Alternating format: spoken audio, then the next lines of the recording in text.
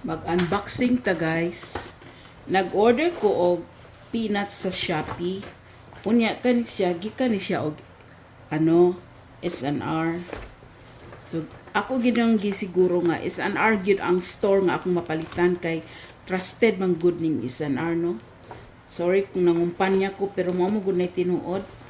Yung mupalitan ning seller nga dili bitaw ilado kay hatdan reputag kaning expire na kanang di kita makontento sa ilang serbisyo ba.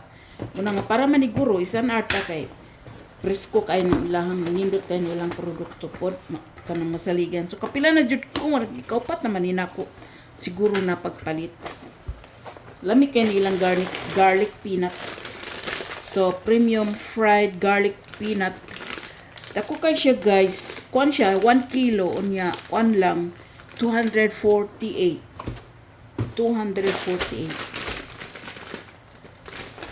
Kaya ito ipaubos ang camera kay naka-open naman ta. Kani, mo ni ako ni snack magabi. Dili ako gapanihapon guys. Kay para dili mabusog ba kay dili maayo matulog nga busog ka.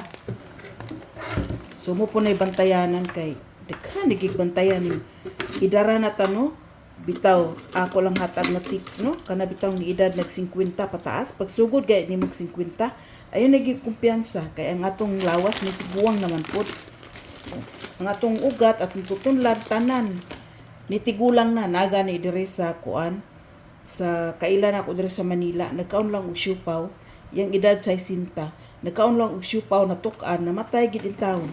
So kani karon ako ni i-transfer diri.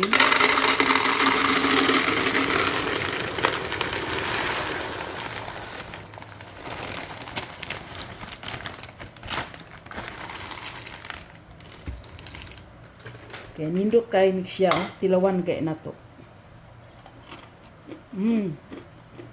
Lamig siya guys.